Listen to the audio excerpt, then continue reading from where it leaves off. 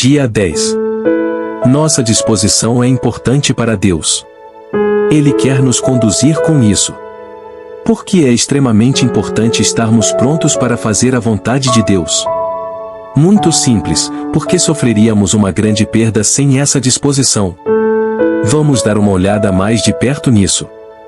Como já mencionado, devido à nossa natureza humana pecaminosa, muitas vezes, por conta própria, não queremos e somos incapazes de fazer a vontade de Deus. Considere o seguinte: Deus nos ama com seu amor altruísta. Ele quer o melhor para nós. Ele conhece nosso caráter e nossa situação atual. Visto que Ele é onisciente, Ele também sabe o que acontecerá no futuro. Quando levamos tudo isso em consideração, sem dúvida o mais sensato e, ao mesmo tempo, mais vantajoso para nós, é seguirmos a sua vontade em seu poder. Jesus diz em João 10:10: Eu vim para que as ovelhas tenham vida, e vida em abundância.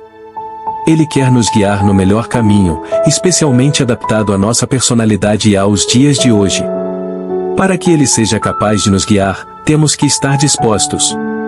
Quando pedimos a Ele um espírito voluntário, Ele criará o desejo em nós. Ele torna nosso espírito voluntário.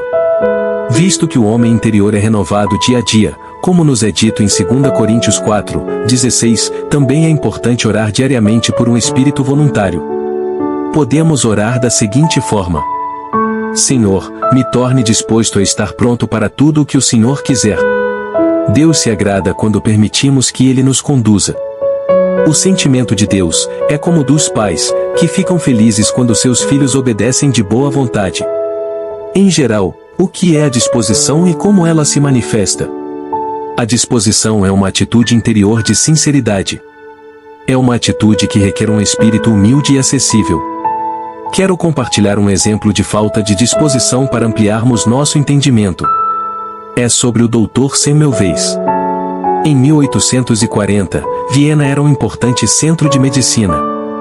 Mas na maternidade da clínica universitária, 1 em cada 6 mulheres que acabavam de dar à luz morria. Em 1840, quando o jovem médico Dr. Semmelweis assumiu a liderança da enfermaria, ele notou que morriam exatamente aquelas mulheres, que haviam sido examinadas por um médico que acabara de fazer uma autópsia. Naquela época, os médicos não lavavam as mãos depois de examinar um cadáver. Portanto, o Dr. Semmelweis primeiro ordenou que as mãos fossem lavadas após cada autópsia e, depois, após examinar cada paciente.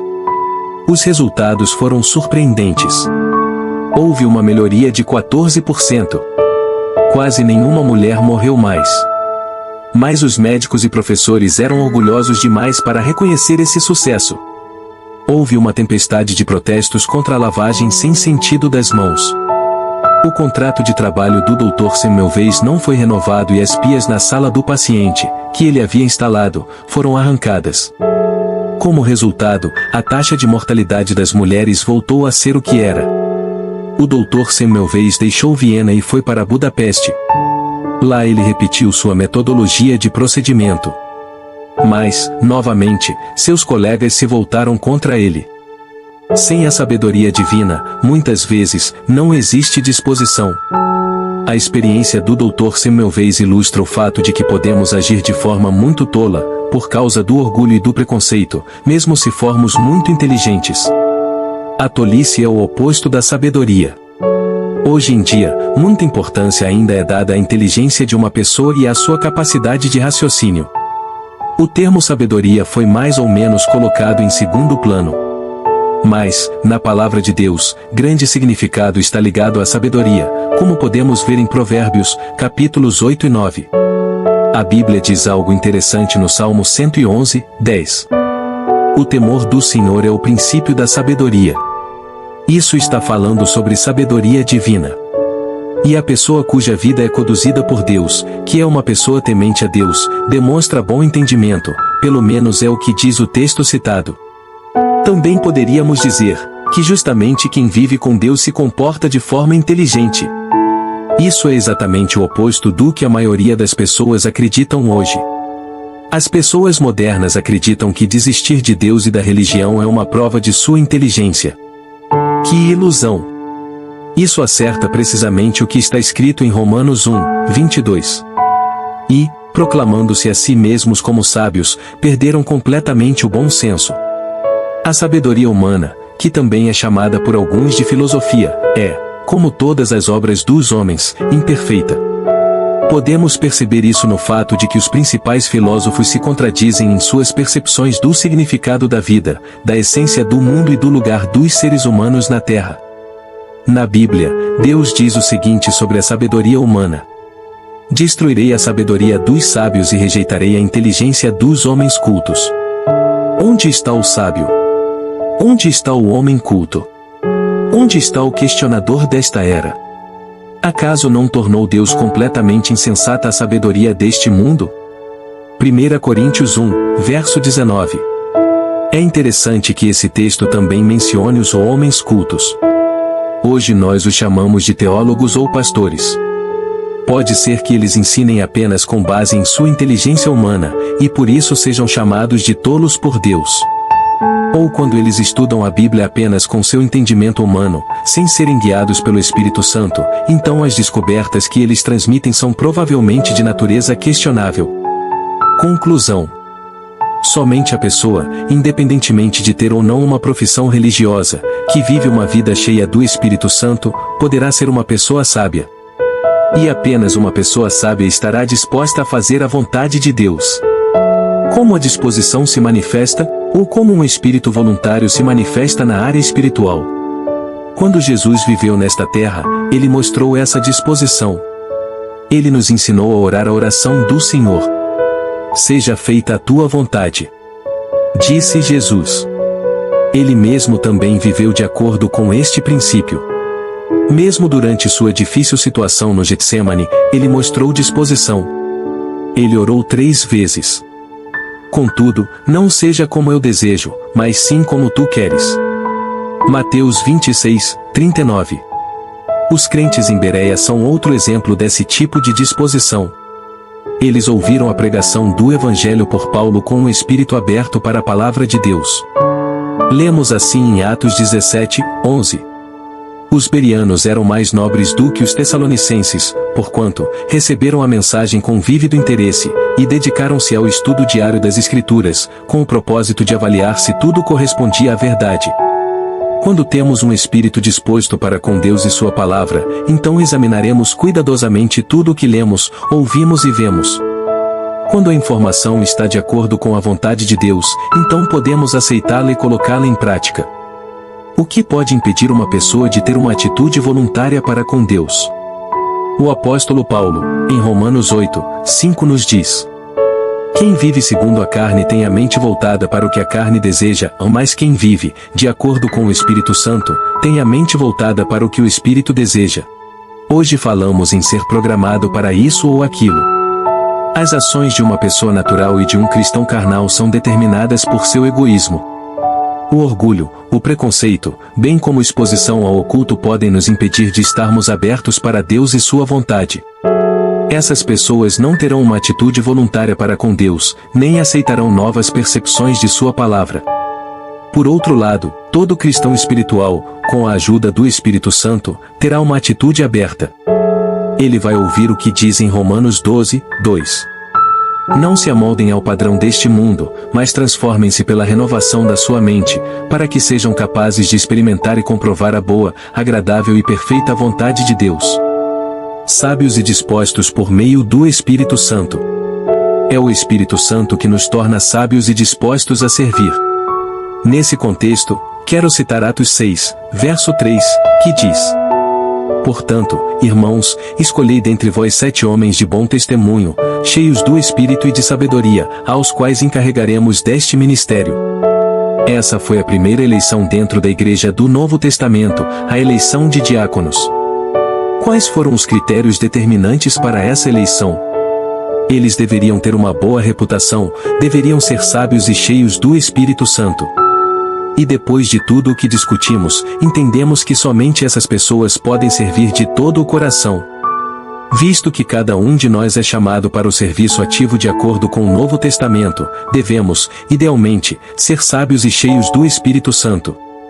A Bíblia nos dá bons conselhos para o caso de chegarmos à conclusão de que nos falta sabedoria. Se algum de vocês tem falta de sabedoria, peça a Deus, que a todos dá livremente, de boa vontade, e lhe será concedida. Tiago 1, 5. Deus promete atender ao nosso pedido de sabedoria. A resposta pode assumir várias formas. Eu experimentei repetidamente a verdade dessas palavras. Às vezes, eu sentia que, imediatamente após minha oração, a solução para um certo problema surgia de repente em minha cabeça. Mas, na maioria das vezes, tive a impressão de que, no momento, não tinha novas ideias depois de orar. Mas quando continuei meu trabalho com plena fé, no final fiquei maravilhado com a forma como o Senhor me ajudou, quase imperceptivelmente. Deus realmente ama ajudar. Ele quer que nosso trabalho, não importa o tipo, dê bons resultados. Aqueles que voluntariamente fazem a vontade de Deus, serão ricamente abençoados. Quando eu entendo que Deus sempre deseja o melhor para mim, inclusive para a eternidade, então farei a sua vontade com prazer. Quando alguém quer fazer algo bom para nós por motivos puros, via de regra, não temos objeções, certo? E aqueles que frequentemente percebem como Deus fez o bem por eles, confiarão de bom grado a liderança de Deus. É por isso que Davi pôde dizer: tenho imensa alegria em fazer a tua vontade, ó meu Deus, a tua lei está no íntimo do meu ser. Salmo 40, 8. Nessa conjuntura, gostaria de enfatizar novamente que é o Espírito Santo, que cria em nós essa vontade de querer seguir os caminhos de Deus. E quando pedimos a Deus todas as manhãs para nos guiar com seu Espírito, experimentaremos coisas incríveis. Por exemplo, o pastor Dwight Nelson foi pastor sênior de uma grande igreja americana por 40 anos, de 1983 até 2023. Ele teve a seguinte experiência depois de começar a orar diariamente pelo Espírito Santo. Minha pregação ganhou uma nova liberdade e intensidade. Minha liderança com minha equipe e meu pessoal foi elevada a outro nível. De repente, as coincidências, o que um escritor chama de sincronicidade, estão se multiplicando. É como se alguém estivesse orquestrando meus dias e noites, minhas reuniões casuais, e-mails e conversas.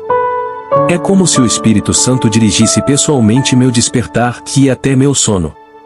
Na verdade, eu o conheci como um amigo e verdadeiramente querido. Segundo nos diz Paulo, cada dia, o Espírito Santo nos oferece uma nova chance de experimentar novamente a vontade de Deus em nossa vida, e de ser guiado por Ele, 2 Coríntios 4, 16. A disposição que tive ontem de segui-lo não é garantia de que serei obediente hoje também.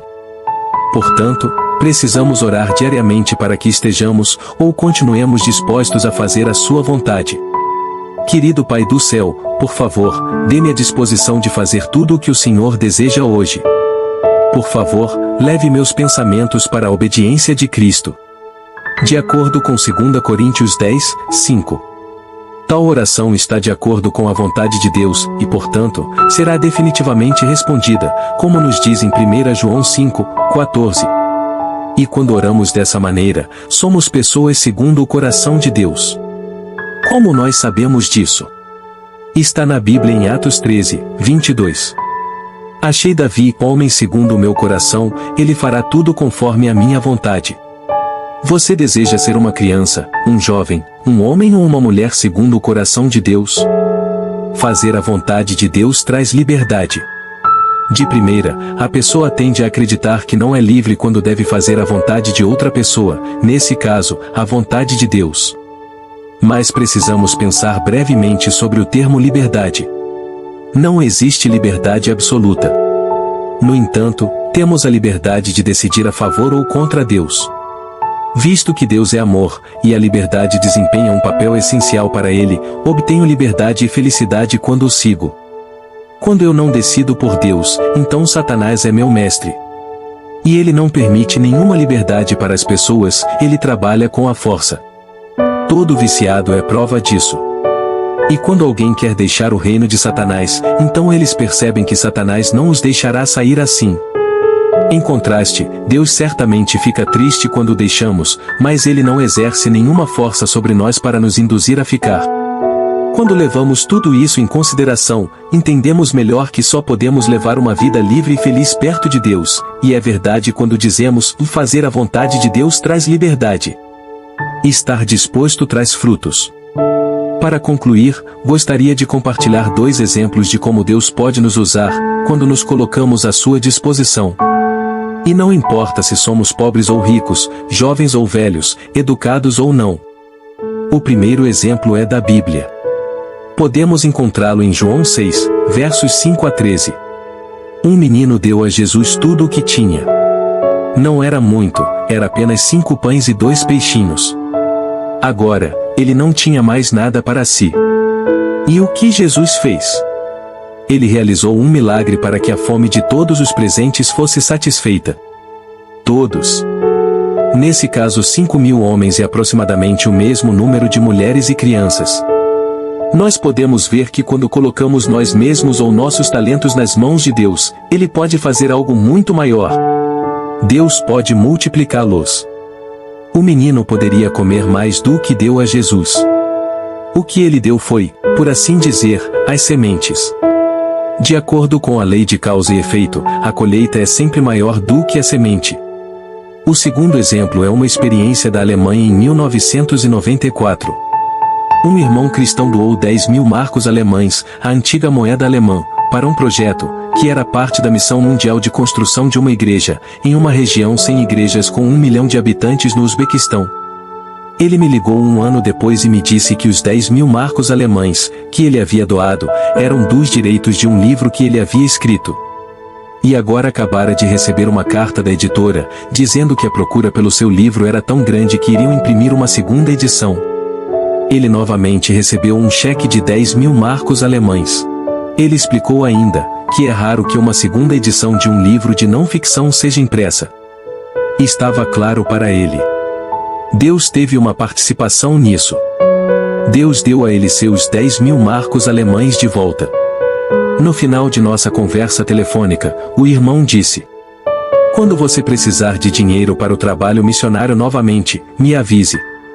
Esse dia chegou. Liguei para esse irmão. A primeira coisa que ele disse foi: eu queria ligar para você, mas você ligou antes de mim. Ou seja, eu queria te enviar um cheque, para que você possa usar para fins missionários. Ele então compartilhou com alegria que, nesse intervalo de tempo, uma terceira edição de seu livro havia sido impressa, e ele acabara de receber um cheque da editora novamente. Ele mesmo mal podia acreditar. Então, contei a ele sobre nosso projeto missionário e expliquei que só precisaríamos do dinheiro dentro de algumas semanas.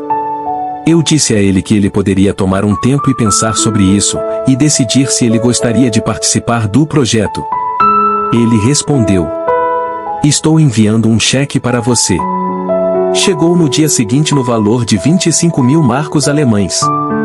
Quando coincidentemente nos encontramos em um evento algumas semanas depois, ele me disse: você sabia que eu já tinha preenchido o cheque de 25.000 marcos alemães antes de você me ligar? Assim, Deus pôde, dessa forma maravilhosa, abençoar esse irmão e o projeto missionário. O texto mencionado no início em Lucas 6:38 tornou-se uma realidade para esse irmão. Dai sempre, e recebereis sobre o vosso colo uma boa medida, calcada, sacudida, transbordante, ou generosamente vos darão. Portanto, à medida que usares para medir o teu próximo, essa mesma medida será usada para vos medir. Que essas experiências nos ajudem a amar Jesus mais profundamente do que antes, e a servi-lo com alegria, sendo cheios do Espírito Santo. Questões para reflexão pessoal e discussão. 1. Que pensamentos geniais Deus relacionou com servir, ajudar e doar? Que implicações isso tem? 2. Em que condição o serviço não é um fardo, mas sim uma alegria? 3. Por que é importante ter razão, inteligência e sabedoria? 4. Que atitude devemos ter para seguir o coração de Deus? Nosso tempo de oração. Contate seu parceiro de oração e discuta o assunto com ele. Ore com seu parceiro de oração. 1. Para que você seja capaz de servir aos outros com alegria por ter Cristo pela fé em seu coração. 2. Para que Deus mostre quem precisa de sua ajuda. 3. Para que você esteja protegido contra o orgulho e as estimativas, se puder fazer grandes coisas com a ajuda de Deus. 4.